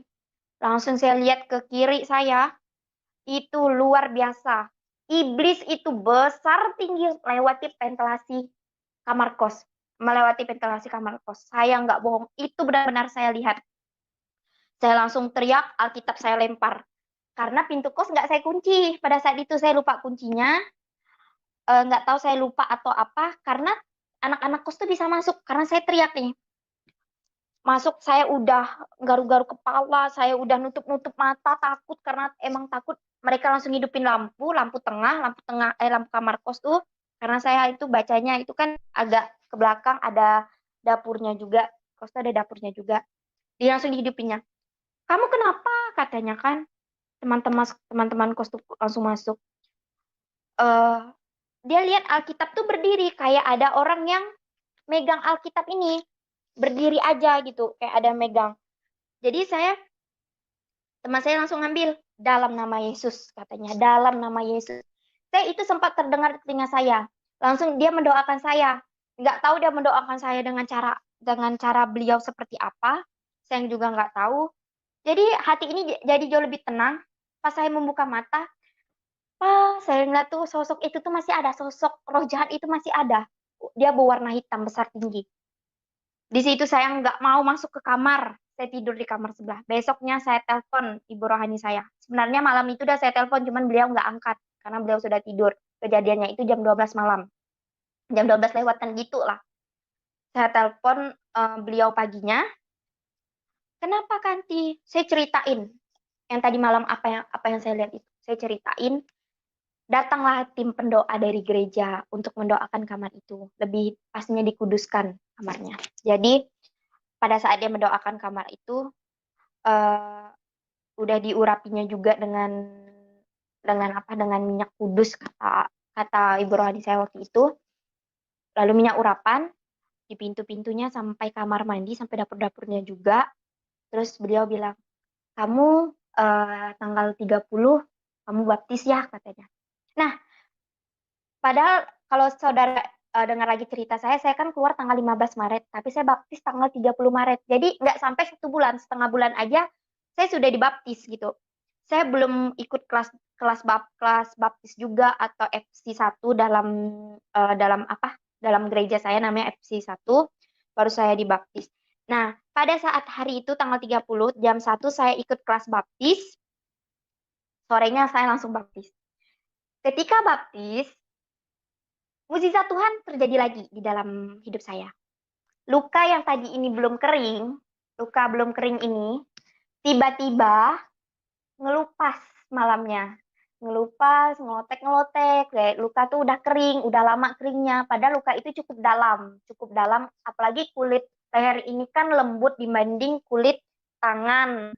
Dia lebih lembut, lebih tipis juga. Nah, terus lukanya ini dalam, tiba-tiba itu cepat banget keringnya setelah saya dibaptis.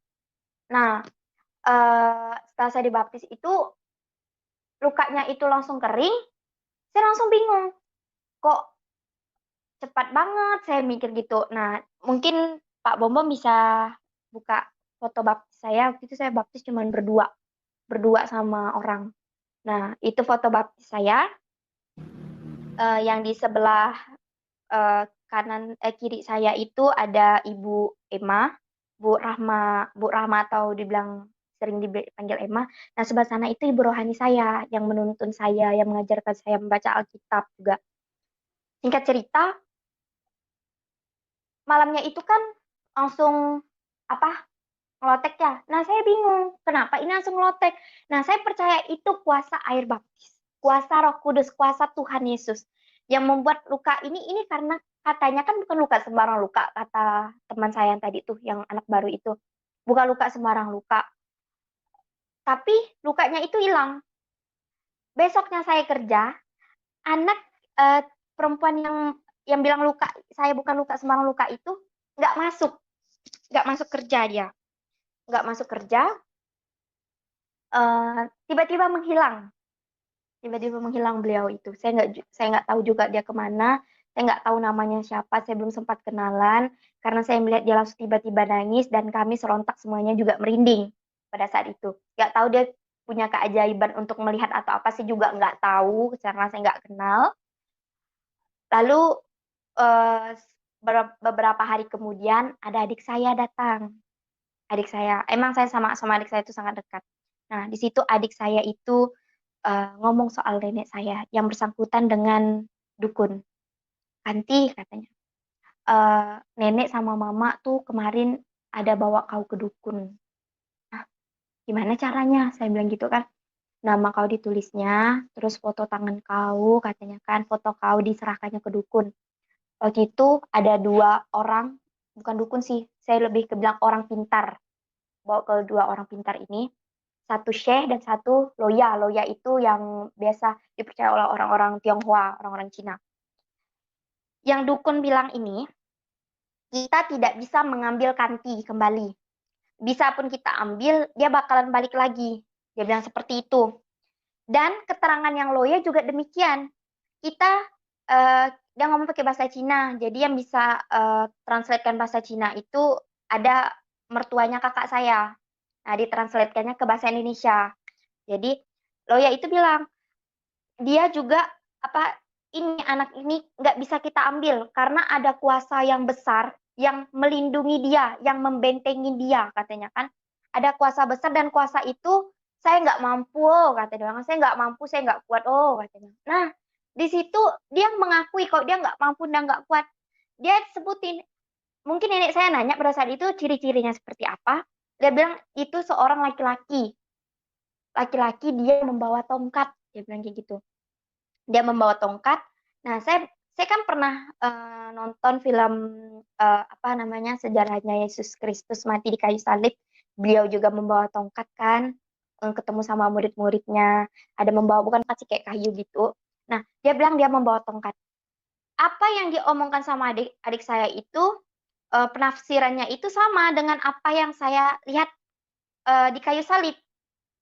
Sama persis. Gambaran Yesus Kristus sama persis pada saat itu. Di situ saya langsung tersontak berpikir seperti ini. Kuasa yang besar.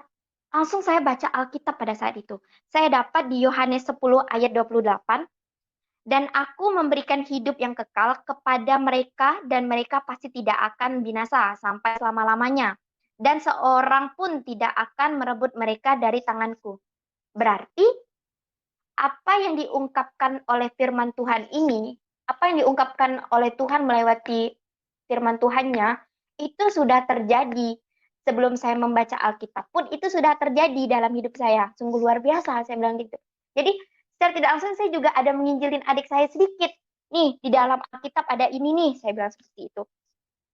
Nah, adik saya cuma responnya kayak bingung, nggak tahu dia bingung atau masa bodoh, saya juga nggak tahu. Lalu singkat ceritanya, selama saya setelah menerima Yesus, saya itu benci sama keluarga saya karena apa yang diperkatakan oleh anak baru itu yang tiba-tiba ngilang itu tadi kepada saya itu benar. Itu benar sampai adik saya menerangkannya lagi, memperjelaskannya lagi. Berarti itu benar. Membuat saya itu benar-benar benci sekali saya sama keluarga saya. Cuman saya membaca firman Tuhan karena kita tidak boleh memusuhi, kita saling mengasihi, itu yang diajarkan Tuhan kepada kita. Itu masuk ke dalam Matius 5 ayat 44.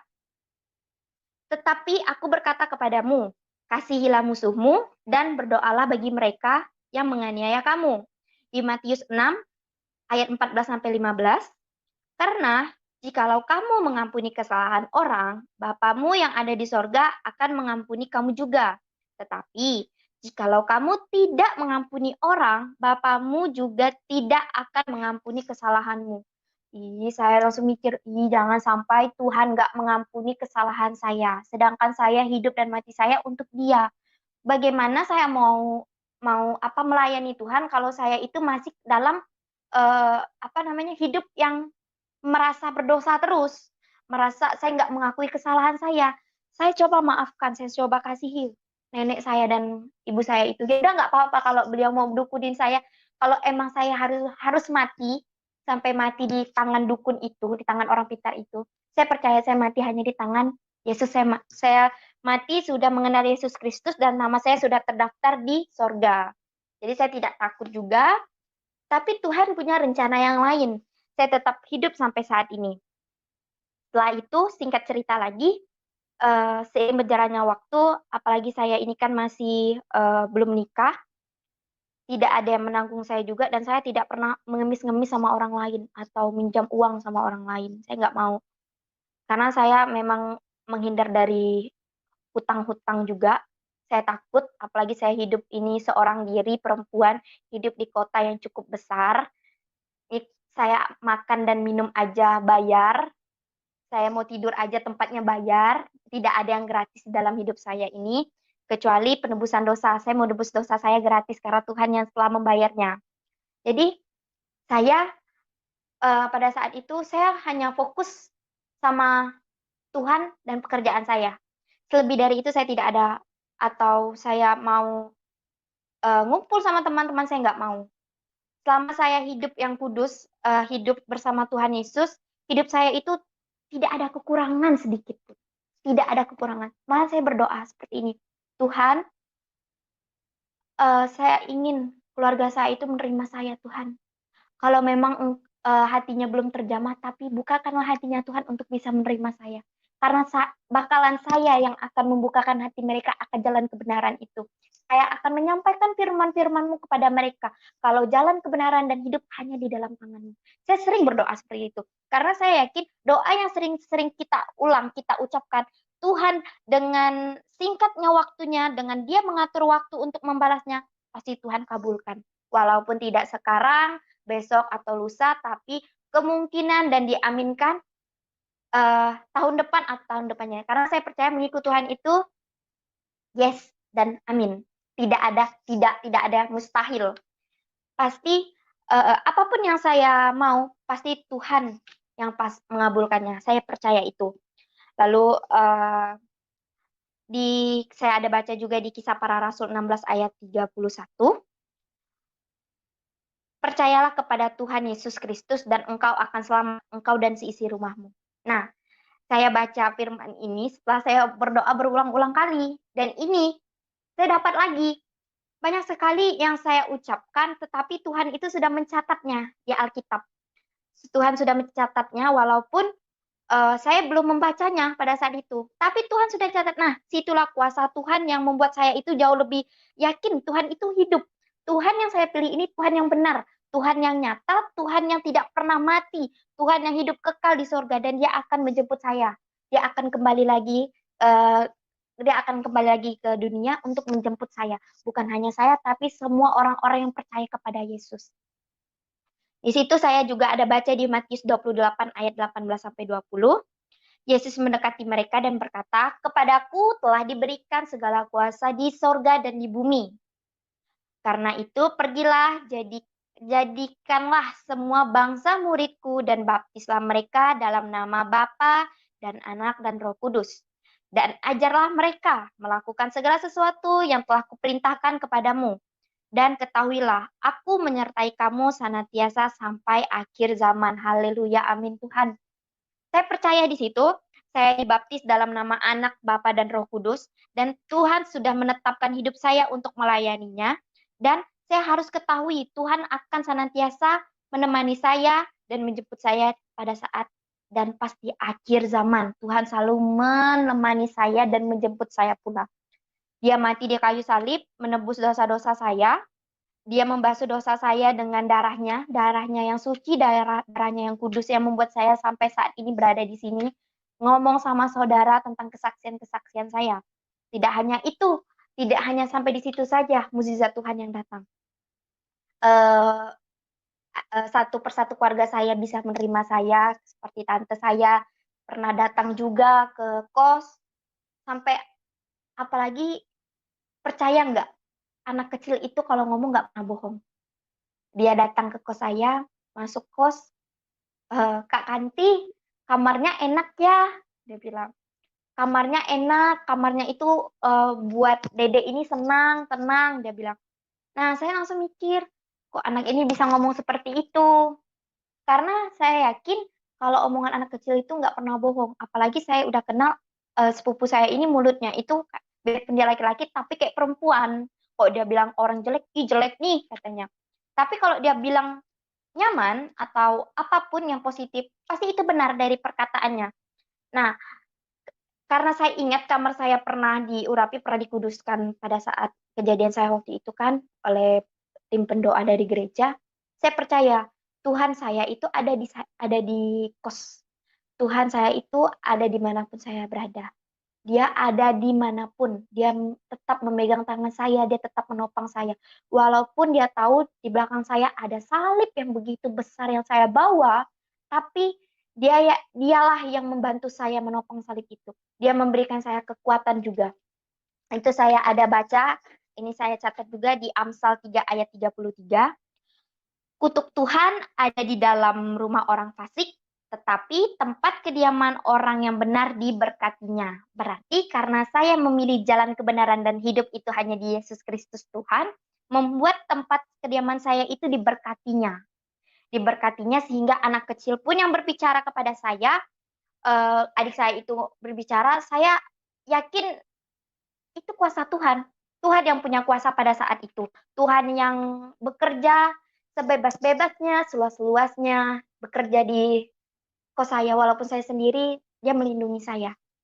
Karena di sini saya merasa jauh lebih yakin lagi walaupun saya sudah kehilangan ibu dan bapak saya tidak pernah tawar hati, tidak pernah tawar hati takut untuk mengikut Tuhan, walaupun saya harus kehilangan seluruh keluarga saya nggak pernah takut.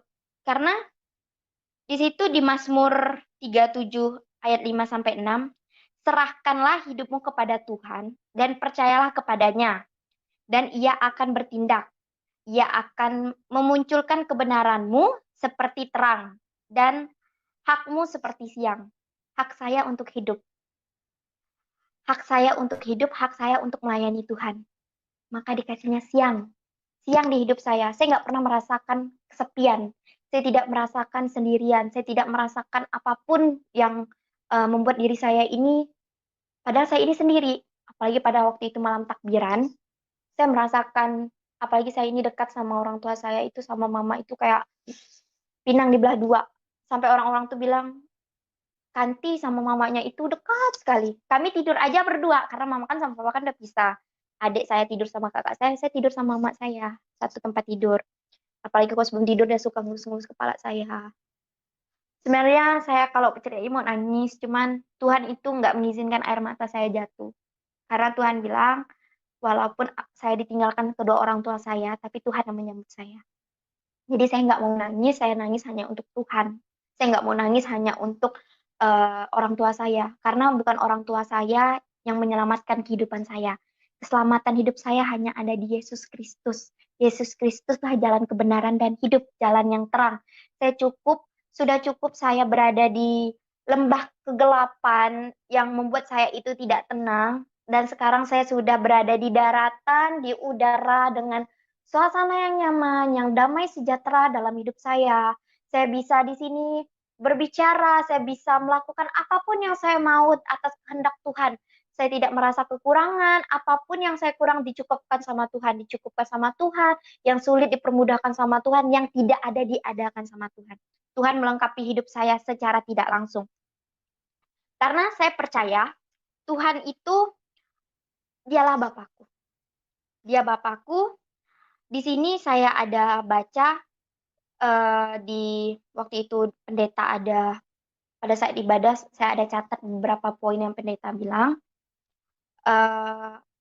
Dia telah menebus kita secara pribadi sehingga kita menjadi milik kepunyaannya. Kerinduannya adalah menjadi Bapa bagi kita, yaitu Bapa yang menjadi pemberi. Pemberi apapun yang kita mau diberikannya. Karena doa orang baik akan cepat terkabulkan, walaupun tidak secara spontan. Jadi saya percaya walau ketika saya berdoa, walaupun tidak dikabulkan Tuhan hari ini atau besok, masih lama gitu, 2 atau 3 hari lagi, saya percaya apapun yang saya ucapkan, dia bakalan kabulkan lebih dari apa yang saya harapkan. Terus dia juga pelindung. Saya tidak ada orang tua, saya tidak ada keluarga yang melindungi saya, tapi dia selalu melindungi saya.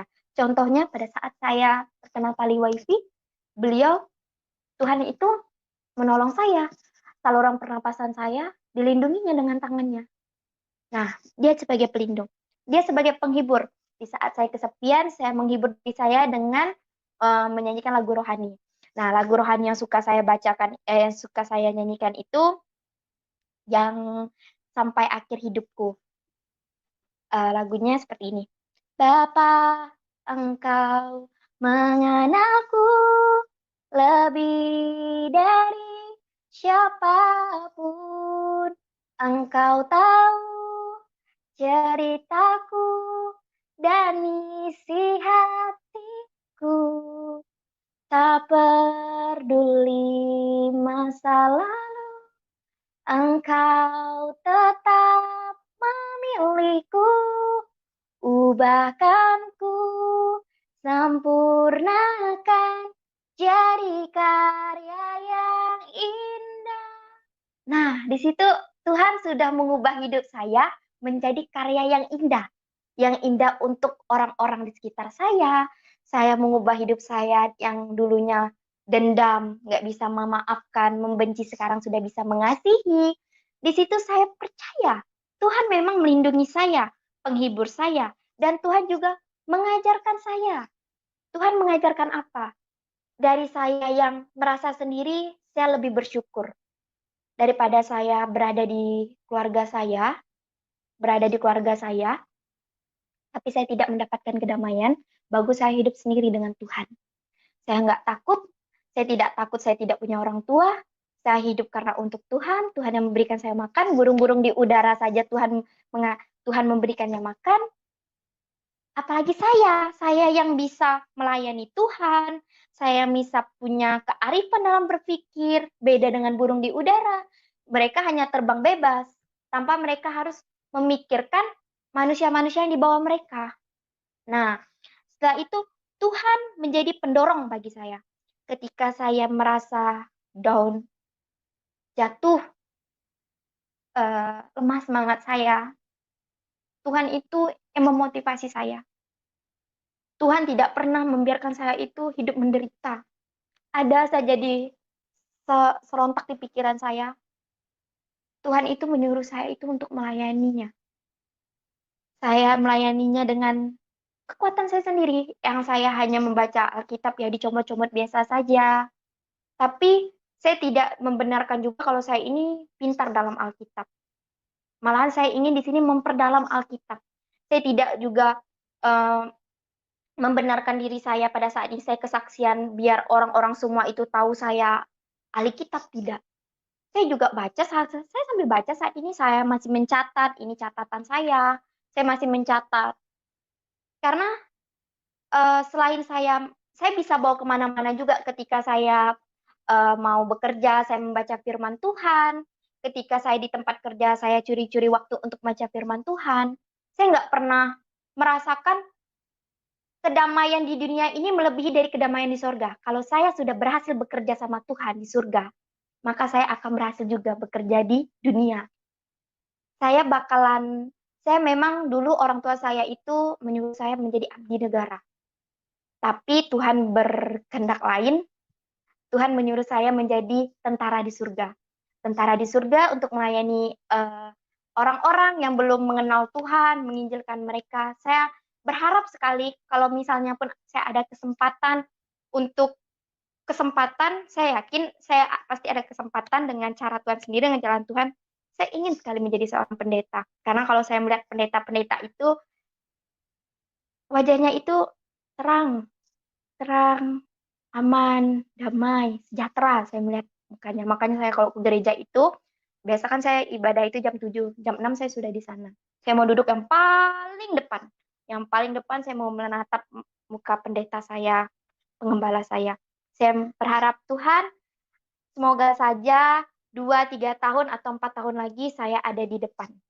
Saya ada berada di panggung, membawakan firman-Mu, meninggikan nama-Mu bersama anak-anak-Mu yang lain. Saya berharap seperti itu.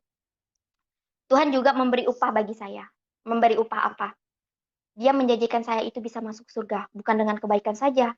Percuma saya membaca firman Tuhan, saya membaca Alkitab, kalau bisa 24 jam saya membaca Alkitab, tapi hidup saya tidak seperti Alkitab. Saya masih hidup dalam lembah kekelaman, misalkan nih, dalam, apalagi sekarang ini kan zaman teknologi yang luar biasa, handphone itu bisa menjadi sarana iblis untuk mengecohkan pikiran kita. Karena di dunia ini ada dua kuasa yang ingin merebut diri kita ini. Kuasa roh jahat dan roh kudus. Dua-duanya sama-sama mau diunggulkan. Jadi kalau saya memilih roh kudus ini, roh kejahatan ini, berarti kemanakah saya? Ke neraka. Di dalam firman Tuhan yang saya baca, di Yohanes 15 ayat 5, akulah pokok anggur dan kamulah ranting-rantingnya. Barang siapa tinggal di dalam aku dan aku di dalam dia, ia akan berbuah banyak. Sebab di luar aku, kamu tidak dapat berbuat apa-apa. Jadi, kalau saya tidak ada di dalam Tuhan, saya memilih roh kejahatan. Tuhan juga tidak akan mengasihi hidup saya. Saya mungkin sekarang bisa dikatakan jadi perempuan yang nakal, bisa merebut suami orang untuk mendapatkan harta dunia, tanpa saya harus bekal untuk di akhirat nanti. Saya nggak mau itu terjadi. Lebih baik saya hidup apa adanya, saya memilih Roh Kudus yang menemani hidup saya dari saya apalagi saya ini kan dipilih sama Tuhan, bukan seperti saudara-saudara yang terlahir dari agama Kristen yang sudah mengenal Tuhan dari sejak lahir, membuka mata langsung, oh Tuhanku benar. Sedangkan saya itu membuka mata saya saja, saya masih dalam agama Islam waktu itu. Nah, sekarang saya sudah berada di jalan keselamatan. Saya yakin jalan saya ini jalan yang benar. Tidak ada seorang pun yang bisa mengantarkan saya ke surga selain melalui Dia, melalui Tuhan kita Yesus Kristus. Karena Dia sendiri yang bilang jalan keselamatan dan hidup hanya ada di dalamnya, tidak ada di dalam lain. Tuhan boleh banyak, nabi boleh banyak, rasul boleh banyak, tapi Yesus Kristuslah raja atas segala raja, Tuhan atas segala Tuhan. Dia membuat saya menjadi kepala bukan ekor. Pada saat saya menjadi ekor, dia mengubah wujud saya menjadi kepala. Saya bisa memandang semua orang yang membutuhkan pertolongan saya dengan kekuatan saya sendiri. Ya, memang saya bukan seorang yang kaya, tapi lebih baik saya kaya iman, kaya pemikiran tentang firman Tuhan daripada saya kaya harta. Karena kalau saya sudah kaya dalam iman, dalam firman Tuhan saya sudah mendalami, saya yakin Tuhan pasti membantu saya. Memang Tuhan memberikan saya itu lama sekali prosesnya. Tapi dengan proses itu Tuhan mengajarkan saya, layak nggak anak ini saya pilih? Karena kita di dunia ini diseleksi untuk masuk surga. Kita ini lagi ikut kompetisi. Ini layak nggak masuk surga, dikasih cobaan. Ini layak nggak masuk surga, dikasih cobaan. Dan saya lah, di keluarga besar saya baru dijamah sama Tuhan. Dan saya saat ini sedang mengalami banyak sekali pencobaan-pencobaan yang Tuhan berikan, yang mana pencobaan itu tuh melebihi dari pencobaan yang ia rasakan, yang mati di kayu salib. Jadi kalau saya merasa diri saya itu lagi, apa ya, lagi hancur banget, sedih, saya pasti memandang salib. Di situ saya suka nyanyi, karena salibmu ku hidup. Nah, saya suka denger lagu itu. Jadi saya kalau di kamar mandi, saya nyanyi. Apalagi bangun tidur, buka mata saya langsung saya memandang salib. Mengucap syukur di pagi hari. Saya mengucap syukur, terima kasih Tuhan saya bisa menghirup napas yang gratis ini. Karena kalau saya masuk rumah sakit, oksigen saya mahal.